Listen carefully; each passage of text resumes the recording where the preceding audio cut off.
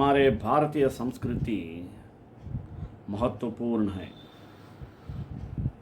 विश्व संस्कृति में सबसे बड़ा संस्कृति केवल हमारे भारतीय संस्कृति, क्योंकि हमारे भारतीय संस्कृति में कई वेदों का, यह है तो 4 वेदों का इतिहास, महाभारत, रामायण, पुराण, भागवत, वैसा संस्कृति के प्रधान भूमिका है। इसलिए हमारे संस्कृति विश्व संस्कृति के तरह कह सकते हैं, क्योंकि हमारे देश में अनेक ऋषियों का तपस करने से हमारे संस्कृति बहुत बड़ा संस्कृति के बारे में हम सोच सकते हैं, हम कह सकते हैं।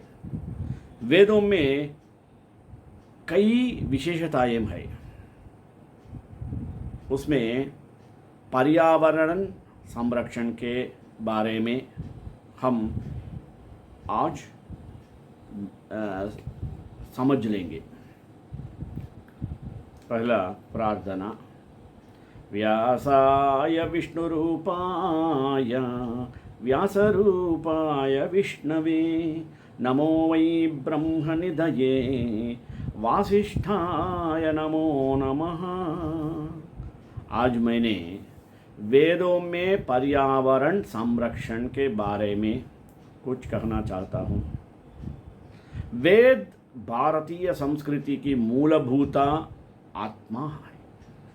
भारतीय संस्कृति के देदीप्यमान स्वरूप में अपने प्रखर आभा से सबको चमत्कृत कर देने वाले श्रेष्ठ कोहिनूर 4 वेदों के रूप में अनंत काल में से जगमगा रहे हैं। मंत्र दृष्टा ऋषियों की यह वाणी हमारे आध्यात्मिक जीवन की प्रेरणा स्रोत है, जिनमें ज्ञान, विज्ञान, धर्म, आध्यात्म एवं पर्यावरण संरक्षण का विशाल सागर विद्यमान है।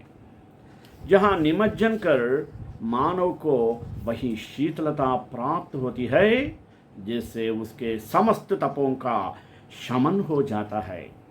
वेद शब्द से संपूर्ण वैदिक वाङ्मय का बोध होता है और उससे संहिता, ब्राह्मण, आरण्यक सभी जाने जाते हैं। भारतीय जीवन का कोई ऐसा भाग नहीं है जहाँ वेदों का प्रामाण्य न प्राप्त होता हो। वेद हमारे जीवन की वह आधारशिल है जो हमारे स्वार्थ, लोभ, घृणा आदि का उन्मूलन कर प्रेम, सेवा, कर्तव्यनिष्ठा, समर्पण एवं उत्सर्ग का भाव सिखाता है। आज पूरे विश्व में पर्यावरण एक गंभीर चर्चा का विषय बना हुआ है। पर्यावरण पर परिचर्चा भारत के संदर्भ में कोई नया विषय नहीं है। हमारे धर्म, दर्शन एवं संस्कृति के पुरोधाओं ने सर्वप्रथम पर्यावरण के विषय में ही सोचा और पर्यावरण सुरक्षा को धार्मिक भावना से जोड़कर उसे सांस्कृतिक परंपरा का अभिन्न अंग बना दिया। मानव एवं पर्यावरण का परस्पर घनिष्ठ संबंध है। जीवन की मूलभूत आवश्यकताओं की पूर्ति मनुष्य को प्रकृति से ही प्राप्त होती है। वायु, वर्षा, जल, भूमि, वन, वनस्पति, पेड़ पौधे, पशु, वन्य जीव, सूर्य की रोशनी, पर्वत, पहाड़, नदी, तालाब, कीटाणु आदि सभी मिलकर पर्यावरण की संरचना करते हैं। संतुलित पर्यावरण का ताना बना ही पृथ्वी पर जीवन प्रक्रिया ठीक से चलाने में वे मदद करते हैं। हमारे ऋषि मुनियों ने सदैव प्रकृति की आराधना, अर्चना एवं प्रार्थना कर परिस्थिति का संतुलन को कायम रखा। उन्होंने पर्यावरण के शुद्धिकरण के लिए शांति स्रोतों का स्तवन किया है। जैसा देखूंगा, ओम द्यौ शांति अंतरिक्षं शांति पृथ्वी शांति आपः शांति ओषधयः शांति वनस्पतयः शांति विश्वे देवा शांति ब्रह्मा शांति सर्वं शांति शांतिरेव शांति समा शांतिरेधि। जिन 5 भौतिक तत्वों से यह मानव शरीर निर्मित है, उनमें एक के अभाव में जीवन की कल्पना नहीं की जा सकता है। ये पंचभूत है, वे है भूमि, वायु, अग्नि, जल और आकाश। इन सब के प्रति कृतज्ञता ज्ञापित करने के लिए वेदों में इनकी स्तुति की गई है तथा उन्हें देवता मानकर धार्मिक भावना से जड़ा गया है ताकि वे लोक आस्था का विषय बने रहे। परंतु दुर्भाग्य है कि आज हम इन पंचभूत को नमन करने के बजाय प्रदूषित कर रहे हैं। फिर भला हमारा अस्तित्व खतरे में क्यों नहीं होगा? वेद साक्षी है कि हमने सदैव प्राकृतिक संसाधनों की पूजा की है। वेदों में कहा गया है कि यो देवोद्रग्नौ योदुप्सु यो विश्वभावनामाविवेश यो वोषधिक्षय वनस्पतिषु तस्मै देवाय नमो नमः। अर्थात जो अग्नि, जल, वायु, आकाश एवं पृथ्वी से आच्छादित है तथा जो औषधियों एवं वनस्पति में भी विद्यमान है, उस देव को हम नमस्कार करते हैं। माता भूमि पुत्रोहम पृथिव्या। वेदों में धरती को माँ कहा गया है। धरती माता हमें अपनी गोद में खिलाती है तथा हमारे पाद पहाड़ों के आघात सहन करती है। इसलिए हम सुबह उठने समय में ये श्लोक पढ़ते हैं। समुद्रवसने देवी पर्वतस्तन मंडले विष्णुपत्रि नमस्तुभ्यं पादस्पर्शं क्षमस्व मे। इस श्लोक पढ़कर उठना आदत करना अवश्य है। इन सब के प्रति हम कृतज्ञ कैसे हो सकते हैं कि इसीलिए अथर्ववेद में कहा गया है, जिस धरती पर वृक्ष, वनस्पति एवं औषधियां हैं, जहाँ स्थिर और चंचल में स्थावर और जंगम सबका निवास है, उस विश्वम्भरा धरती के प्रति हम कृतज्ञ हैं। हम उसकी स्वतंत्रता की प्राणपण से रक्षा करेंगे। ऋग्वेद में पृथ्वी को माता स्वरूप मानकर उसकी स्तुति करते हुए कहा गया है कि हे पृथ्वी माता, हमें सोत्साह उत्तम मार्ग की ओर ले चल। तू हमें पीड़ा न दे, हमारे लिए सुखदायी बन। हे सर्वोत्पादिके, जैसे माता पुत्र को अपने आंचल से ढंकती है, वैसे ही तू भी रक्षक बन। उच्चवंच स्वपृथिवीमानि बाधताः सुपायनास्मै भवसूपवंचना माता पुत्रं तथा सिंचाभ्येनं भूमवुन्नहि। समस्त मानव प्राणियों के जीवन का आधार यह धरती माता ही है। उसी की गोद में फल बढ़कर सभी अपना जीवन निर्वाह करते हैं। हमें जीवन में जो कुछ भी उपलब्ध होता है वह सुख पृथ्वी की कृपा से है। ईसा भूया वुषसाभिवक्षा युद्धक्षुमन्तच्छवसा समायन अस्य स्तुतिजरितु भिक्षमाणा आनः। इन पंक्तियों के भाव आज के परिप्रेक्ष्य में इस प्रकार संप्रेषित होता है कि धरती का हम सदियों से दोहन करते आए हैं ताकि मनुष्य अपने स्वार्थ के कारण स्वयं को खतरे में डाल लिया है। हमें पूर्व काल के तथ्यों हृदयांगम करने की पुनः आवश्यकता है ताकि संतुलित पर्यावरण चेतना का विकास हो सके। जल का हमारे जीवन में महत्वपूर्ण स्थान है। आज कहा जाता है जल ही जीवन है। जल का हमारे स्वास्थ्य एवं खुशहाली से बहुत गहरा संबंध है। जीव तथा वनस्पति की मूलभूत आवश्यकताओं के लिए जल अपरिहार्य है। जल या जीवन को एक दूसरे का पर्याय कहें तो अतिशयोक्ति नहीं होगी। जनसंख्या वृद्धि तथा अन्य कारणों से पीने का पानी धीरे धीरे कम हो जाता था और कम होता जा रहा है, जिसमें प्रमुख कारण जल प्रदूषण भी है। नदियों के किनारे ही हमारे सभ्यता का विकास हुआ, परंतु आज हम इन नदियों को प्रदूषित करने में पीछे नहीं हैं।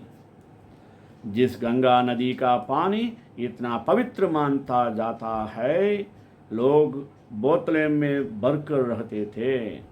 आज वही गंगा जल कई स्थानों पर इतना प्रदूषित हो चुका है कि उसे पीना तो दूर, उसमें स्थान भी नहीं किया जा सकता। यदि अभी भी जल को प्रदूषित होने से बचाने का प्रयास नहीं किया गया तो भविष्य में इसकी परिणाम भुगतने पड़ सकते हैं। अतः आज हम वेदों का अनुसरण कर जल प्रदूषण जैसी समस्या का समाधान कर पाएंगे, क्योंकि हमारे पुरातन संस्कृति में स्वच्छ पेयजल की प्राप्ति के लिए वैदिक ऋषि प्रार्थना करता है। शुद्ध न आपस्तन्वेक्षरन्तु। इसीलिए नदियों, तालाबों या पोखरों आदि में मलमूत्र आदि विसर्जन को पाप कर्म समझा जाता है। जल प्रदूषण के प्रति इतनी जागरूकता आज से सैकड़ों वर्ष पर हमारी संस्कृति में देखने को मिलती है। जल की गुणवत्ता का हमारे ऋषियों को पहले से ज्ञान था। सदा नीरा नदियों इस दरा के वक्षस्थल को निरंतर सिंचती रहती हैं और प्राणी मात्र को पेयजल उपलब्ध कराती है, अतः वे भी हमारे लिए वंदनीय है। गंगा यमुना आदि पवित्र नदियों को पापनाशिनी माना गया है। इन नदियों के तटों एवं संगम स्थलों पर पवित्र तीर्थ स्थान है। ऐसा माना जाता है कि सैकड़ों वर्षों तक तपस्या करने से जो जल प्राप्त नहीं होता वह गंगा स्नान करने मात्र से हो जाता है। पतित पावनी गंगा यमुना सरस्वती आदि नदियों की स्तुति की गई है। इमं में गंगे यमुने सरस्वती शतुद्रस्तो में सचता परुष्णाया अधिकन्या मरुद्रुते वितस्तस्य आर्जिकीये श्रुभुमया सुषोमया। वायु हमारे पर्यावरण की अभिन्न अंग है और यह जीवन के लिए अति आवश्यक है। प्राचीन काल में वायु प्रदूषण जैसी समस्या हमारे सामने नहीं थी, लेकिन आज बढ़ रहे औद्योगिकरण व शहरीकरण के फलस्वरूप वायुमंडल में विषैली गैसों, पदार्थों, धूल के कणों आदि की उपस्थिति बढ़ी है। यह मनुष्यों, जानवरों और वनस्पतियों के लिए हानिकारक है। विज्ञान एवं प्रौद्योगिकी विकास के कारण जहाँ अनेक सुख सुविधाएं प्राप्त हुई है, वही मानव स्वास्थ्य के लिए अनेक जटिलताएं एवं समस्याएं भी पैदा हो गई है। आज वायु प्रदूषण मानव अस्तित्व के लिए एक बड़ा संकट बना हुआ है। हम बिना अन्न जल के कुछ समय के लिए जीवित रह सकते हैं, परंतु प्राणवायु मीन ऑक्सीजन के बिना एक फल भी जीवित नहीं रख सकते।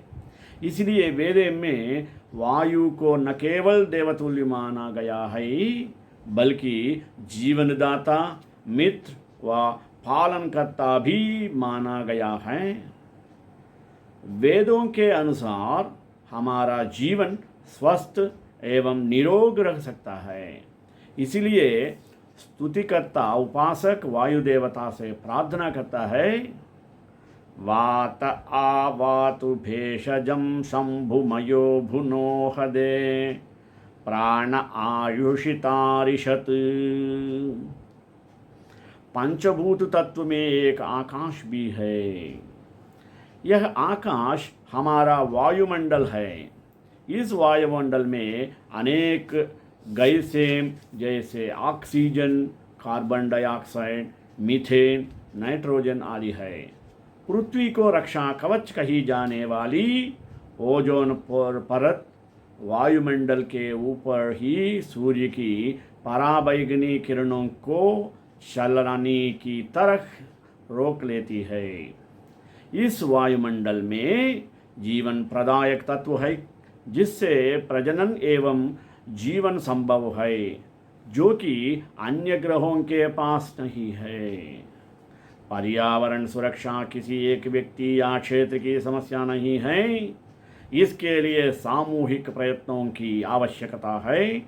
हमारे ऋषि मुनियों ने पंचभूतों को हमारी धार्मिक भावना से जोड़कर उनके संरक्षण का मार्ग प्रशस्त किया था। वैज्ञानिक एवं तकनीकी ज्ञान तथा औद्योगिक क्रांति के कारण प्रकृति दोहन की होड़ से पर्यावरण संकट उत्पन्न हुआ है। यदि हम मंगलमय भविष्य साकार करना चाहते हैं तो हमें अपनी प्राचीन संस्कृति की उस सर्वमंगल कामना की ओर पुनः लौटना होगा, जिसमें कहा गया है, सर्वे भवन्तु सुखिनः, सर्वे सन्तु निरामयाः, सर्वे भद्राणि पश्यन्तु, माँ कश्चित् दुःखभाग् भवेत्। सभी सुखी और स्वस्थ तभी रख सकते हैं जबकि हमारा पर्यावरण स्वच्छ एवं स्वास्थ्यवर्धक हो। पर्यावरण संरक्षण में अग्नि का महत्व सर्वाधिक है। अग्नि समस्त प्राणियों की रक्षा वैसे करता है जैसे पिता पुत्र की, पावको अस्मभ्यं शिवो भवा। पर्यावरण शुद्धता में अग्नि का योगदान सबसे अधिक है। इसीलिए ऋषि उसे पावक या पावमान कहते हैं। अग्नि की इन्हीं विशेषताओं के कारण वेदों में उनसे पर्यावरण की पूर्ण शुद्धि की कामना की गई है। यत्रोपवित्रा मर्चिष्यग्ने विततमंतरा ब्रह्मते न पुनातुमा। अर्थात, हे अग्निदेव, तुम्हारे ज्वालाओं के मध्य में पवित्र ब्रह्मा उदित हुआ है, उससे मुझे पवित्र करो। अग्नि का प्रज्वलन समिधाओं से होता है, उसे मुझे पवित्र करो। अग्नि का प्रज्वलन समिधाओं से होता है। समिधा के रूप में वेदों में अनेक वृक्ष की लकड़ियाँ प्रयोग में लाने की बात कही गई है, जिससे वातावरण शुद्ध होता है। उन वृक्षों में आम, बिल्व, वट, पालाश आदि है। औषधि युक्त सर्वोत्तम समिधा तो गाय के गोबर का उपला ही, जिसमें अमोनिया, नाइट्रोजन और पोटाश जैसे अन्य तत्व पाए जाते हैं। यही नहीं, गाय का गोबर विकिरण का रोधक भी माना जाता है। वेदों में न केवल इन पंच तत्वों की अपितु उनके अंतर्गत आने वाले उन अन्य उपादानों को भी स्तुति की गई है, जो किसी न किसी रूप में जीवनोपयोगी है, जैसे वृक्ष, वनस्पति, वनौषधि, सूर्य, चंद्रमा आदि। इसके पीछे दो कारण थे। एक तो वैदिक आर्य प्रकृति के अनन्य प्रेमी थे, दूसरा अपने चारों ओर का पर्यावरण स्वच्छ, साफ सुथरा, संतुलित एवं मन भावन बना रहे, उसके साथ कोई अनावश्यक छेड़छाड़ न करे। इस कारण उन्हें निर्जीव होते हुए भी धार्मिक आस्था से जोड़ा गया ताकि भावी पीढ़ी उनके संरक्षण एवं संवर्धन के प्रति विशेष ध्यान दे। उन्हें आदर भाव की दृष्टि से देखो, क्योंकि उनके बिना मानव जीवन का अस्तित्व ही खतरे में पड़ सकता है। हमारे पुरातन संस्कृति में प्रकृति प्रेम एवं प्रकृति संरक्षण की भावना इस तरह घुली मिली है कि उसे एक दूसरे से पृथक नहीं किया जा सकता। तात्पर्य यह है कि हमारे जीवन के अभिन्न अंग इन प्राकृतिक पदार्थों का जितना ऊंचा स्थान हमारी संस्कृति में प्राप्त है, उतना शायद ही किसी और देश की धर्म संस्कृति में प्राप्त हो।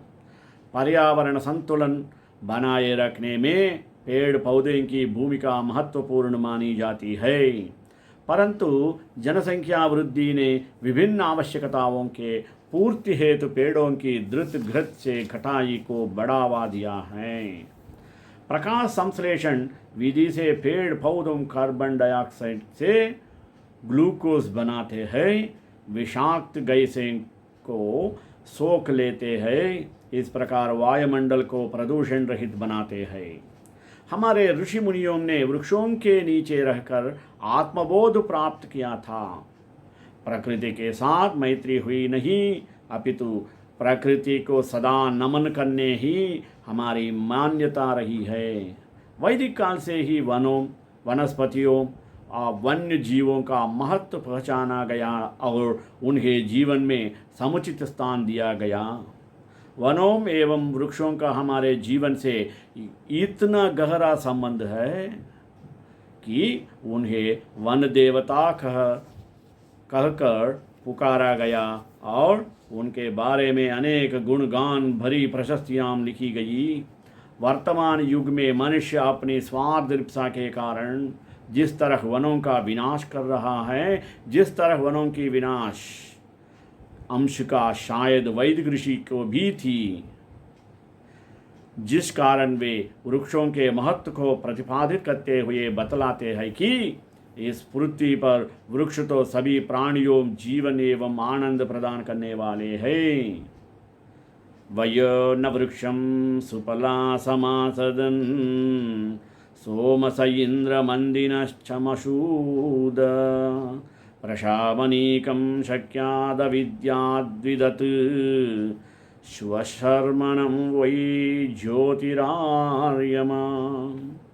यही नहीं, हमारे धर्म ग्रंथ में यहाँ तक कहा गया है कि एक वृक्ष का रोपण व पालन समाज को योग्य पुत्र देने के समान है तथा एक भाग लगाना एक न्यायी राजा बनने वाले पुत्र को जन्म देने के समान है। यह सब इसलिए कहा गया है क्योंकि वृक्ष में से हमें ऑक्सीजन, भोजन व जलवायु, भूक्षरण को रोकने की क्षमता और लकड़ी प्राप्त होती है। वृक्ष लगाना न केवल आर्थिक दृष्टि से क्षमता और लकड़ी प्राप्त होती है, वृक्ष लगाना न केवल आर्थिक दृष्टि से वरन पर्यावरण की शुद्धि की दृष्टि से भी आवश्यक है। सूर्य की रोशनी मनुष्य मनुष्येतर प्राणियों एवं वनस्पतियों के लिए कितनी उपयोगी है, हमारे वैदिक ऋषियों को इसका पूरा ज्ञान था। कल्याणदात्री सूर्य की रश्मियों से पृथ्वी में अन्न एवं पौष्टिक शक्ति उपजाती है। गौ, अश्व इत्यादि प्राणियों में भी उनसे उपयोगी बल एवं कर्म शक्ति का सृजन होता है। औषधियों का फलों को भी इन्हीं से शक्ति मिलती है। रोग निवारण आदि कर्मों में भी ये प्रभावी ढंग से उपयोगी सिद्ध होती है। ब्रह्मगामश्वं जनयन्त ओषधीः वनस्पतोन् पृथिवीं पर्वतामपः सूर्यदिविरोहयन्तः सुदानव आर्यव्रता विसृजन्तो अधिक्षमी। सूर्य अपरिमित ऊर्जा का स्रोत है। उसके बिना इस धरती पर मानव जीवन व अन्य जीवन की भी कल्पना नहीं हुई की जा सकती। इसीलिए वैदिक ऋषि सूर्य को देवता मानते हैं। सूर्यदेवो भव। इस धरती पर अन्न, वनस्पति तथा जैविक प्रक्रिया तभी संभव हो सकती है जब वर्षा हो। इसीलिए भूमि उपलब्धियों की कामना के लिए वर्षा हेतु इंद्र की स्तुति की गई है। हविन्मतिरिमा आपो हविन्मा अविवासति हविन्मान् देवा मध्वरो हविन्मा अस्तु सूर्यः। यज्ञ कुंड में आहुति देने की यही अभिप्राय है कि वह आहुति यहाँ से उठकर संपूर्ण वायुमंडल में फैल जाए और उसे सुगंधित तथा रोग रहित कर दे। यही आहुति दूषित जलों में प्रवेश करके उन्हें शुद्ध करती हुई अंत में सूर्य को प्राप्त हो जाए। यज्ञ व्यक्ति, समाज, राष्ट्र एवं विश्व की सर्वाधिक उन्नति की साधन है। आध्यात्मिक आदि भौतिक आदि ये सभी उन्नतियां इससे प्राप्त होती है। इसी अभिप्राय से अथर्व वेद में यज्ञ के विश्वतोद्धार कहा गया है, अर्थात इसकी धाराएं सबके लिए सब ओर जाती है। यज्ञं वै विश्वतोद्धारं सुविवांसो विते निरे। इस प्रकार यज्ञ से पर्यावरण की शुद्धि होती है। पर्यावरण संरक्षण के लिए यज्ञ की उपयोगिता यह कहकर बताई गई है कि इससे एक और जहाँ कीटाणु नष्ट होते हैं, वही दूसरी तरफ परस्पर सहयोग का वातावरण बनता है। यज्ञ का लक्ष्य केवल भौतिक वातावरण की शुद्धि न होकर व्यापक स्तर पर मनुष्य स्वभाव की शुद्धि भी है। अतः वेदों के आधार पर यज्ञ के स्वरूप को समझकर उसके द्वारा पर्यावरण संरक्षण का कार्य करना उचित होगा। अगर वायु और जल शुद्ध हो तो संपूर्ण मानव जाति सुख, स्वास्थ्य और दीर्घायु प्राप्त कर सकती है। क्योंकि मंत्रों के अर्थों पर विचार करने से मानसिक प्रदूषण समाप्त होता है, तो मंत्र के उच्चारण से ध्वनि प्रदूषण समाप्त होता है। अग्नि में डाली गई आहुतियाँ वायु एवं जल को शुद्ध करती है। ऋतेन ऋतं नीतमील आगो रामा सचा मधुमत्पक्वमग्ने कृष्णा सती रुषता धासी नैषा जामर्येण पयसा पीपाय। पर्यावरण के सभी अंग उपांग हमारे लिए उपादेय है। उनमें से किसी एक के अभाव में भी हमारा जीवन चक्र चल नहीं सकता। अतः सभी देवता व विद्वज्जन से भी ऋषिगण प्रार्थना करते हैं कि वे इस धरा के मानव प्राणी को अभयदान दे। समुद्र सिंधुरजो अंतरिक्षम अत एक पात्र नयन्नुरर्णवः अहिर्बुध्नयः शृण्वद्वचांसि मे विश्वे देवास उत सूरयो मम। अर्थात सागर, महानदी, पृथ्वी, आकाश, सूर्य, विद्युत, जलाशय एवं आकाश स्थित मेघ सभी हमें बढ़ाए तथा सकल विद्वज्जन भी हमारी प्रार्थनाओं को सुनो। इस प्रकार हमारी सभ्यता एवं संस्कृति के आदि ग्रंथ वेद में जीवन की पूर्णता एवं सुखी स्वस्थ जीवन के लिए उपयोगी समस्त प्राकृतिक पदार्थों को जीवन के अभिन्न अंग के रूप में निरूपित करते हुए उनकी मानवीय संदर्भों में उपादेयता प्रतिपादित की गई है। पर्यावरण शब्द का उल्लेख किए बना यह सिद्ध करने का प्रयास किया गया है प्राकृतिक पदार्थ हमारे वास्तविक मित्र व जीवनदाता है। उनके अस्तित्व के बिना धरती पर मानव के अस्तित्व भी कल्पना नहीं हो सकती। विश्व का प्रत्येक देश आज किसी न किसी प्रकार के पर्यावरण संकट से गुजर रहा है। वैज्ञानिक प्रगति एवं औद्योगिक विकास के फलस्वरूप प्राकृतिक संसाधनों का जिस अनियंत्रित ढंग से शोषण हुआ है और प्रकृति के संचित कोष को लूटने की जबरदस्त होड़ मची है, उसके कारण पर्यावरण संतुलन संबंधी अनेक समस्याओं उठ खड़ी हुई है।